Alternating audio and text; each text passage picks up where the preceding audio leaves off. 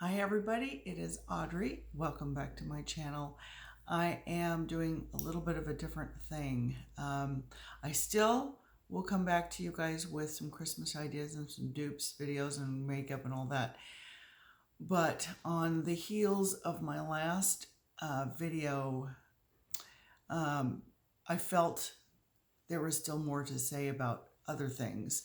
So if you're interested in watching this video, I know it's you guys seem to appreciate, and I appreciate me sharing my life and a little bit of some of the hardships and how, what I'm dealing with, how I'm dealing with things, or how I've dealt with things, and the questions, on how to deal with circumstances, people, that kind of thing. So this is not about the same instance, but this is a story of different things in my life. And if you guys are interested, please let me know that with a thumbs up and a comment, because you guys did an incredible job at reaching out to me in my last video. And I so appreciate it. It was just something I felt really bad that I was rambling and it was kind of negative. And I felt like maybe I had some really unresolved anger there. And it helped me move forward. So on the edge of that, I'm going to share some things today. So please stay tuned for this.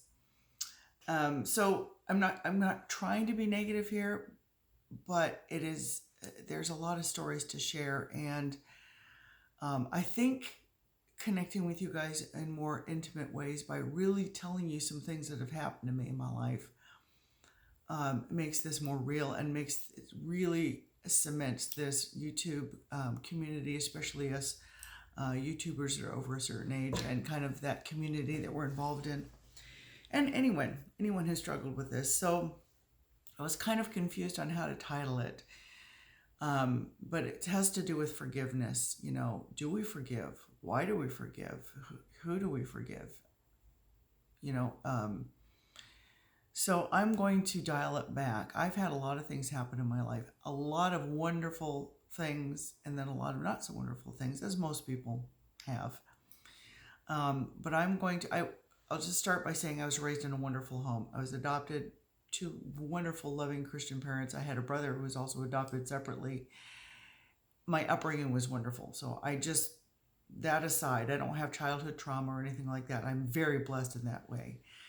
It happened as I grew up and grew out of the house, and the little Christian bubble, the little secure bubble that I had was popped when I went to a Christian college. Yes. Many of you may relate to that. You've probably heard some stereotypes about PKs or pastor kids, and I dealt with a lot of that. So I'm going to talk about a couple of little things and how I'm dealing with it still to this day, and how I dealt with it back then. When I was in college, it took me 3 years to get a 2-year degree. That should give you some indication. It was rough. I went in there because I wanted to be part of the music program. I didn't really know career-wise. I just knew I had to be part of music. I grew up singing and playing the piano, and I just love music. So I became involved in the choir, and there was a boy. Isn't that always the case? And he kept flirting with me, playing with my hair and talking to me after class and, stuff like that. Well, in college, had never had a boyfriend, period.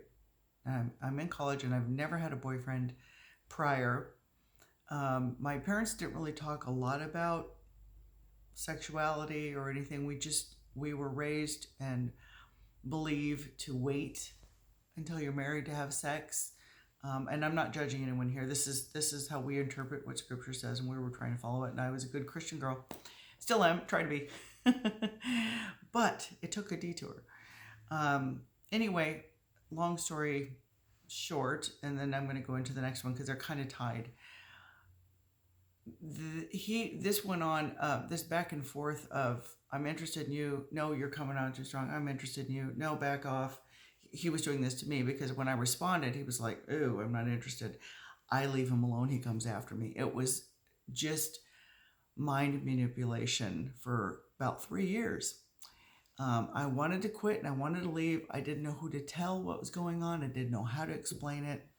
My parents were out of the country. I felt obligated to stay because they were paying for it. So what happened was, this boy's, one of his good friends befriended me as well, and he was a pastor's son. And of course, I can see it now, looking back. But then, not knowing, being very naive in the world, didn't understand what was happening and why he was befriending me. And to not go into, I don't want to be too detailed. Let's just say it was a date rape kind of thing, where it's your friend. Why is this happening? So he took my virginity and then never spoke to me again. Even as we're passing each other, completely ignored me. That was more devastating than the act itself, because I'm like, I don't really want to do this, but I don't know how to say no because you're my friend and I trust you. It was a weird vibe.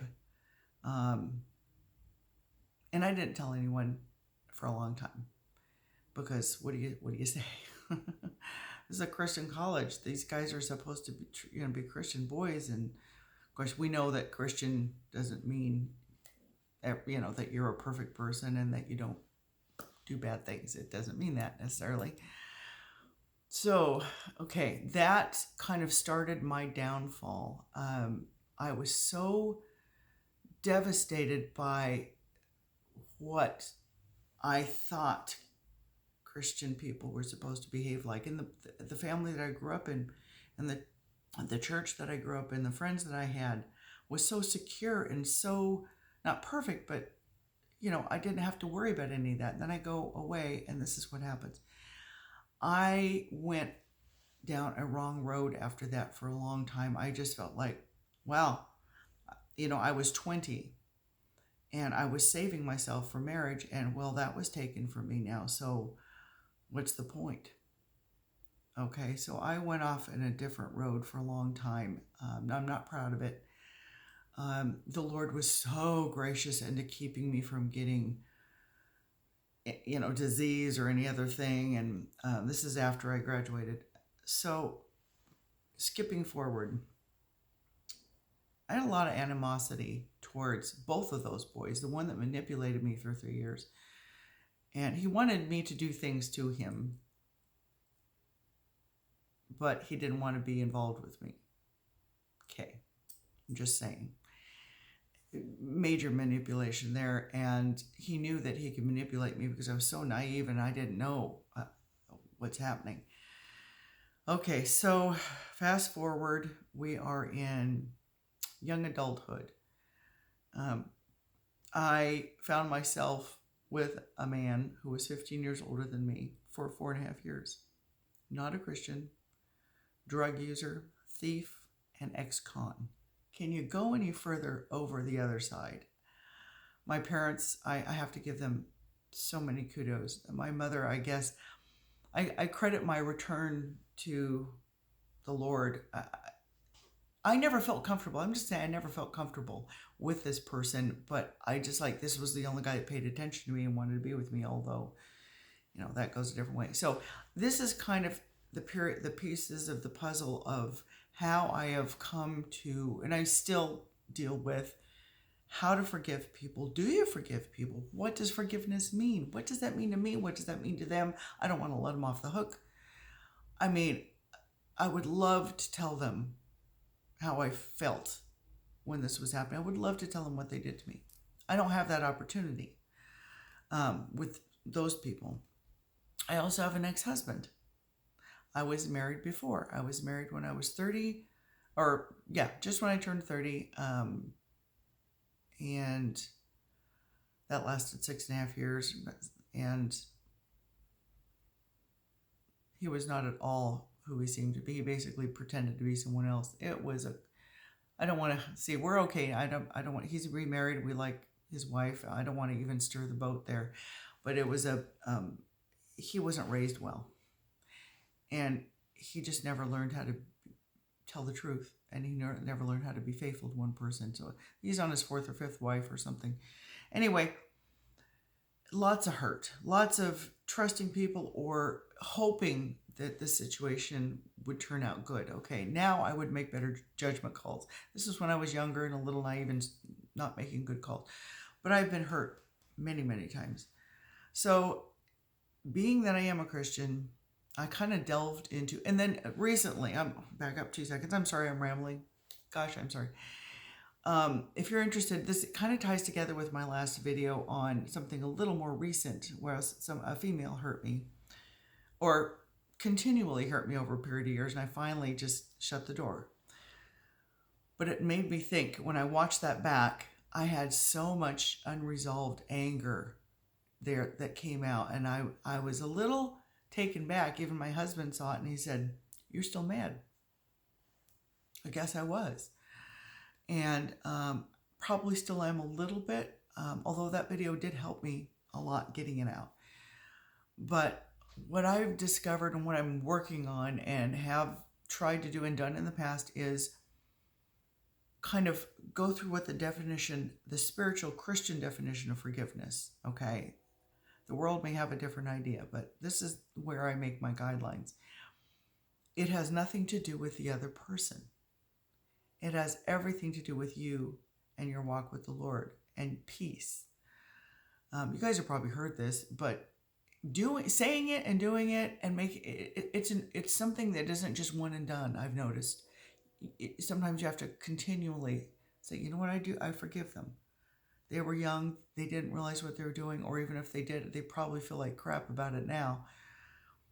I can't tell them to their face that I forgive them. I can't tell them that I was angry. I can't tell them any of these things because I have no idea where they are, except for my ex-husband, and that's not necessary in this case. But I have forgiven him because I realized he just wasn't raised well. He didn't know any better. Well, some things he knew better, but I had to let all of that go because it makes me a very bitter person and an angry person, and it tinges my personality. And also on how I have relationships going forward. So starting with this last episode with JP, the one that was a narcissistic friend, I've had to forgive her, but it's an ongoing process. It's an ongoing process. It isn't one and done. And I'm doing it. JP, I forgive you. I don't think you will even realize that you need forgiveness or whatever, but I forgive you because I don't want to hold any resentment. I don't want it affecting my life, my relationships, my personality, my walk with the Lord. I don't want it affecting any of that. And boy, there is this peace, that surpasses all understanding. Philippians 4. Anyway, I didn't mean to turn this into a sermon, but this is how I'm coming to all of these pieces in my life. So I decided on the heels of that friendship ending, I went back and realized maybe I still have some unresolved issues over here. I thought that I'd forgiven those two boys in college, but occasionally I'll have a dream about if I saw them at a reunion, which I never go to that school's reunion because of those reasons. I had a not pleasant college experience, let's put it that way. So I never go anyway. But I could tell that there was still some resentment. Somebody took my virginity. I'm not okay with that. But has my life turned out okay? Yes. Has God blessed me? Yes. Has God given me peace in spite of? Yes.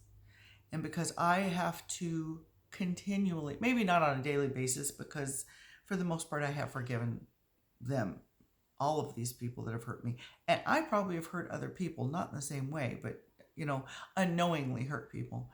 So I think to wrap this up, and just giving indication of why I'm coming to this, it was just, again, it kicked off from that last video, and I realized I need to forgive.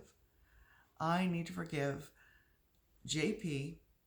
I need to understand that she may not ever realize what's going on in her life, and she may not ever realize what she's doing.